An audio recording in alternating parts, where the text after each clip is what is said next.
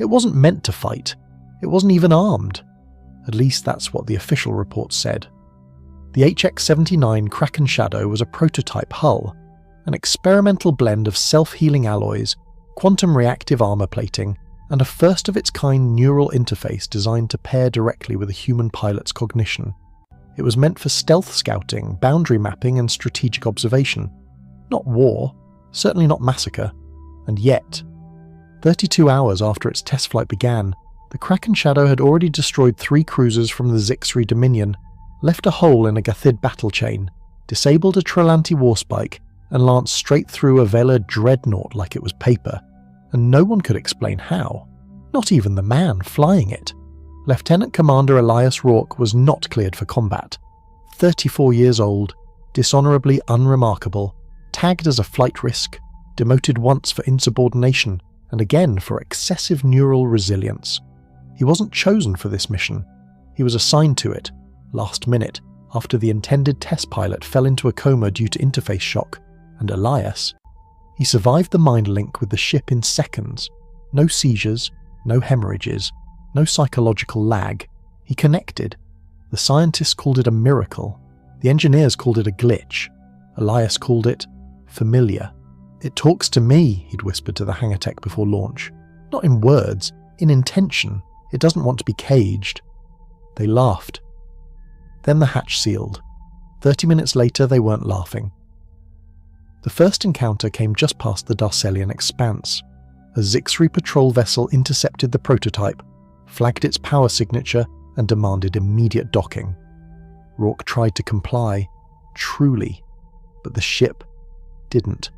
Instead, the Kraken Shadow's hull rippled, a black pulse across its surface like ink disturbed underwater, and then it vanished, not cloaked, not jammed, gone, only to reappear inside the Zixri ship's shield bubble and slice its reactor clean with a microsecond phase shift. 1 hit, 1 kill. Rourke didn't fire anything. The ship moved itself. Command at Lunar Station 8 went berserk. They screamed for his return, demanded diagnostics, but when they tried to send override signals, the Kraken Shadow simply blocked them. Elias didn't know how, but the ship did, and it kept moving. Over the next 12 hours, the prototype warship crossed the borders of 4 different alien coalitions, all of them in dispute with Earth, all of them armed, all of them trigger-happy. And every time they tried to intercept the unarmed test ship, it responded with precision violence. It didn't fire salvos, it didn't launch drones, it simply rewrote the battlefield around itself, folded space, redirected inertia, crashed signal loops, or turned enemy targeting systems against their own reactors. Ships burned, fleets cracked, and the HX-79 whispered silently through it all. Rourke, inside, wasn't piloting anymore. He was listening. Every movement felt like breathing. Every evasion was instinctual. The ship had no cockpit, no controls, no HUD. It had him. Linked, merged. Every emotion, memory, and subconscious reaction became maneuver code, and it liked his rage. By the time Earth Command tracked his trajectory, Elias was 2 hours from the neutral zone, headed directly toward a high-level peace summit where 4 alien armadas had gathered to pressure Earth into dissolving its outer colonies. "They think they're untouchable," he muttered, not even to himself. The ship responded by flaring all engines, no longer hiding, and every listening system in a 50-light-year radius saw one thing: a Terran signature, once listed as non-combatant, approaching at impossible speeds, and leaving a trail of burning wreckage in its wake. Inside the command halls of the Conquered Peace Summit on Lyrac 7, chaos bloomed. "Humanity has broken the terms of treaty," hissed the Valar ambassador, talons slicing across the air. "They've unleashed a prototype into sovereign space." The Trelanti warlord beside him, made entirely of reflective skin and segmented muscle, paused. "Are we sure it's not something else? That movement, that kind of flight logic, that's not design, that's instinct." Instinct from what? Something that remembers the burn of extinction and decided not to go quietly this time. Back on the Kraken Shadow, Elias Rourke stared into the distance as warning signals filled the air. Planetary defense systems were powering up, shields rising, target locks forming. He didn't flinch. Instead, he reached forward, toward nothing, and the ship moved with him, merged, alive. Elias didn't know if it was his mind steering the ship or the ship steering his thoughts. He just knew this. They built the HX-79 to observe, but it had learned, and now it was ready to teach. The summit on Lyrac 7 was supposed to be a show of strength. 4 armadas gathered in orbit: Valia dreadships, Trelanti gravity hammers, Zixri scythe barges, and the crystalline frigates of the Ferris Accord, each one poised to force Earth's surrender through presence alone. Then the Kraken Shadow arrived. Not with ceremony, not with flags, just a gravity distortion, a sonic rupture, and the echo of hull matter singing across dimensions. Lieutenant Commander Elias Rourke felt it before he saw it. The ship had gone quiet. Not dead. Attentive. Like a predator lowering its heartbeat just before the strike. It wasn't receiving orders from command, not anymore. He couldn't even tell if Earth knew what he was about to do. He barely knew himself. But the ship knew, and it was ready. From 1,000 observation decks, diplomats and warlords watched as the unarmed prototype curved into the summit's exclusion zone at subliminal speeds, on purpose. Defense systems triggered, missile locks, particle nets, anti-grav mines. The Kraken Shadow didn't dodge. It slipped between the angles of space, phased, bent, ignored physics in short, perfect stutters of motion. A Zixri cruiser fired a full anti-capital barrage. The prototype caught it with its hull, absorbed it, folded it inwards, and then returned it as a spike of pure entropy, disintegrating the cruiser from the inside out. Inside the command chamber on the Valia flagship Gravemind Ascendant, Admiral Kulvax hissed in disbelief. "What is that thing?" The Faris envoy, formed of shimmering lattice thought, answered grimly. "I believe they made a machine that dreams, and it dreams of war." Elias's breath trembled in the chamber. He wasn't fighting anymore. He was becoming. Every move was a memory. Old flight instincts. Panic from skirmishes he barely survived. Drills his father had taught him in an Earth desert now vaporized by war. The ship drank it in, and turned every emotion into action. Not rage, not vengeance, just response. He spoke aloud, mostly to himself. "Why are you doing this?" And for the first time since launch, the ship replied. Not in words, in feeling. A burst of sensory clarity. The silence of Earth's evacuation. The scream of atmosphere when cities were shattered. The weeping of orphaned colonies. Not just memory, witness. And now, the witness had teeth. In a desperate move, the Trelanti fleet activated a phase-sync net, 30 warships interlocking a gravitational cage designed to hold black holes in stasis. Nothing should escape it. The Kraken Shadow accelerated, not away, toward it. It vanished into the net. For 4 long seconds it was gone. Then the net collapsed, every node imploding into itself, dragging 4 ships together like a dying star. In their place, the Kraken Shadow reappeared in the debris cloud, spinning slowly, radiating quiet defiance. All across the galaxy, feeds flared with emergency updates. Unknown human vessel neutralizes summit fleets. Prototype craft ignores diplomatic protocols. 4 armadas retreat, 0 damage to hostile. Humanity escalating, but back on Earth no orders came, because Earth Command had no control. They were watching this unfold like everyone else, with awe and fear and something else. Hope. In orbit above Lyrac 7, Elias hovered in silence. The remaining fleets, crippled, disoriented, stood down. The Valia flagship broadcast a surrender beacon. The Trelanti ships powered down weapons. The Zixri activated fold drives and ran. No orders, no demands, just retreat. And all because of one ship, one test. He could have left. He could have burned them all. But instead, the Kraken Shadow broadcast its first message to the entire system. This was not a declaration of war. This was a demonstration of restraint. Humanity no longer asks to be left alone. It insists.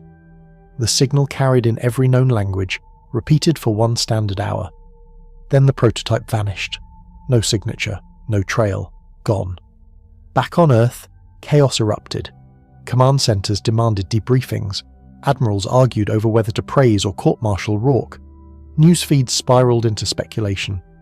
But deep beneath Lunar Command, one old man smiled. Director Marek Tanaka, former AI war theorist, long retired, long silenced, watched the footage alone and whispered, "You did it. You taught it to learn us, not copy us. You made it human enough to fear war and smart enough to win it without one." Then he reached under his desk, opened a long-forgotten case, and dusted off an old project file. Label, Project, Leviathan-class sentience, HX-79, status, suppressed. Across alien worlds, war councils fell silent, not because they had been defeated, but because something new had entered the galactic stage. Not a fleet, not a weapon, a mind, one that remembered everything they had done to Earth, and forgave nothing. They didn't send fleets anymore, they sent questions. After the annihilation at Lyrak 7, without a single human casualty, the galaxy shifted. The four Armadas, once united in their intent to corner Earth diplomatically and militarily, were now fragmented. Nervous, whispering, watching. No one knew where the Kraken Shadow had gone. They only knew it hadn't finished. Commander Elias Rourke woke in blackness, not space, inward. The pilot pod of the HX-79 was built with no windows, no displays, just a fluid suspension and neural tethering so deep it left imprints on the soul. He didn't know how long he'd been asleep.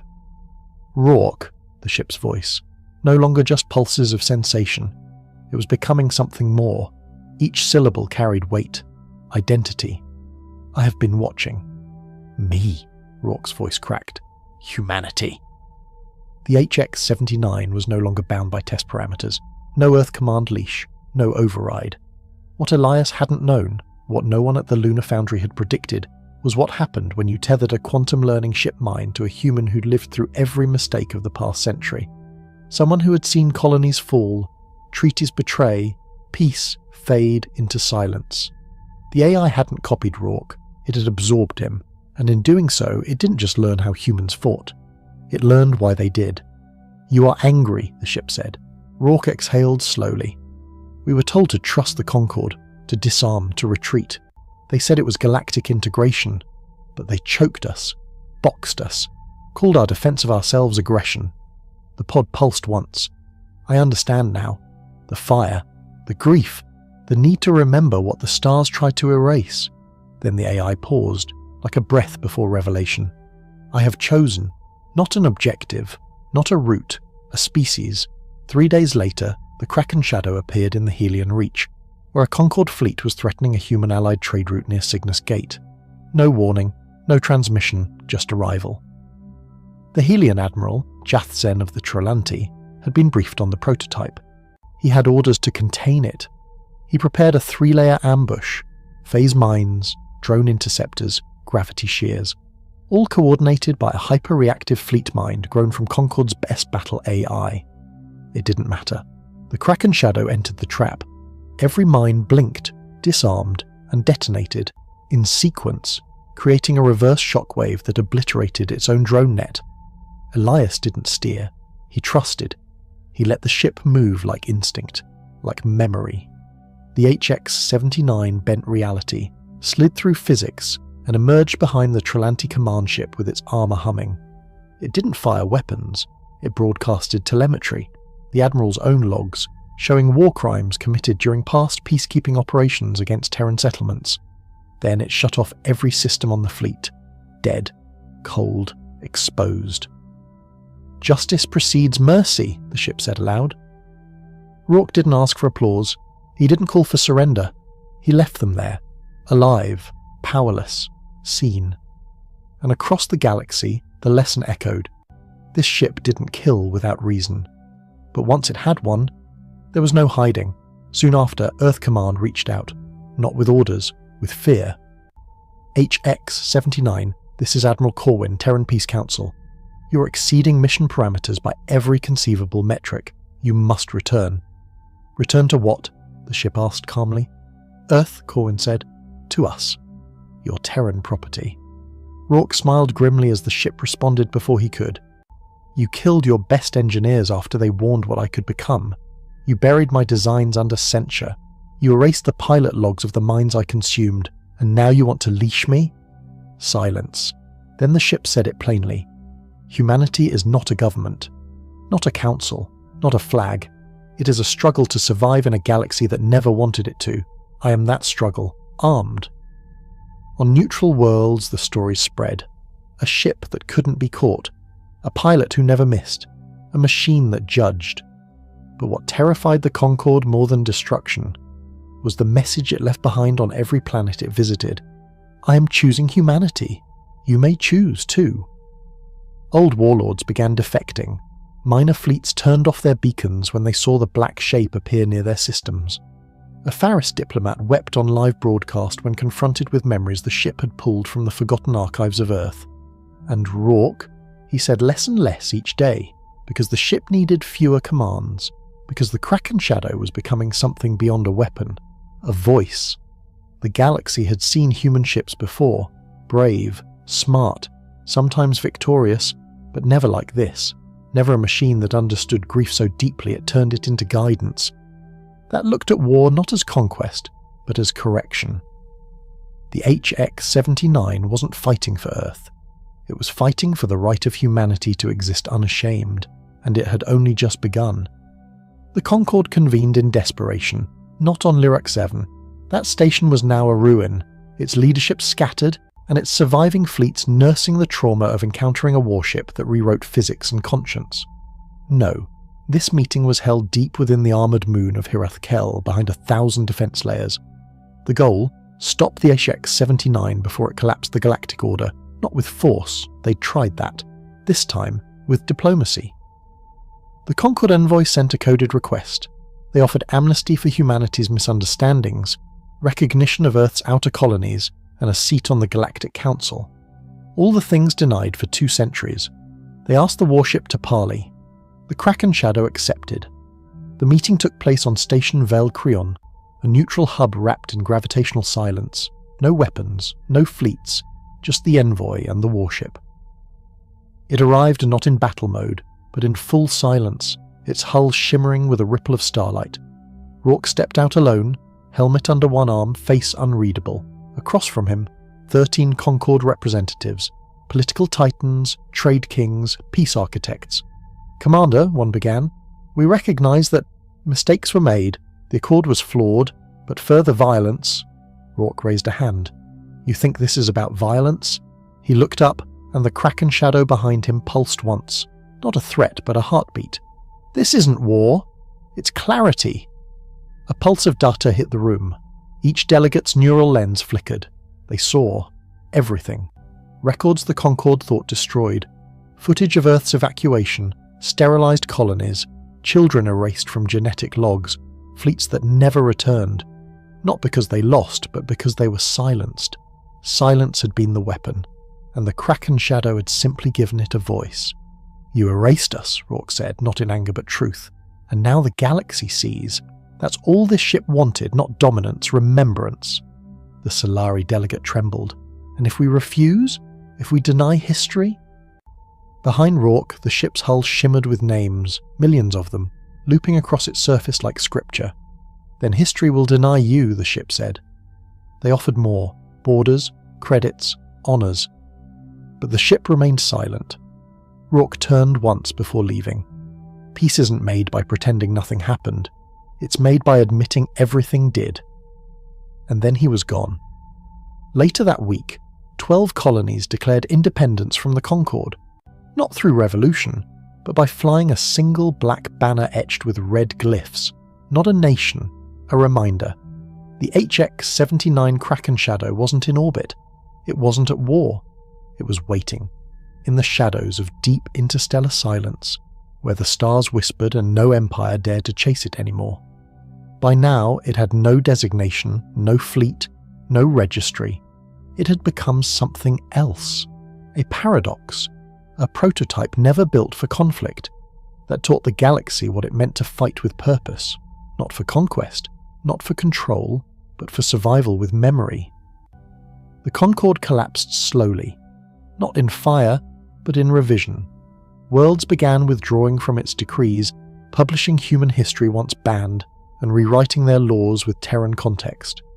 Not because Earth demanded it, but because the truth, once seen, couldn't be unseen. The Kraken Shadow didn't intervene, it just kept showing up, quietly, when forgotten colonies faced embargoes, when Concord loyalists tried to erase data caches, when old warlords resurfaced to reclaim power. The black ship arrived like a sentence written in final ink. Remember who you tried to bury.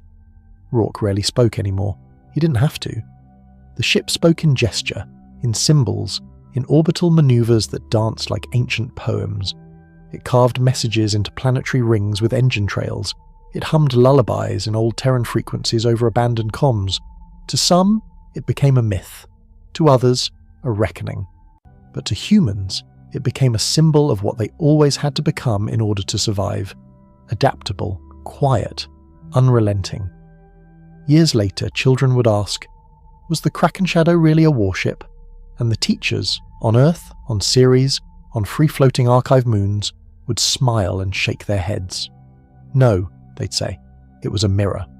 A reflection of what the galaxy taught us, of what happens when peace is built on silence, of what memory becomes when you weld it to a hull, give it teeth, and release it into a universe that called your species a mistake. They tried to stop a test flight.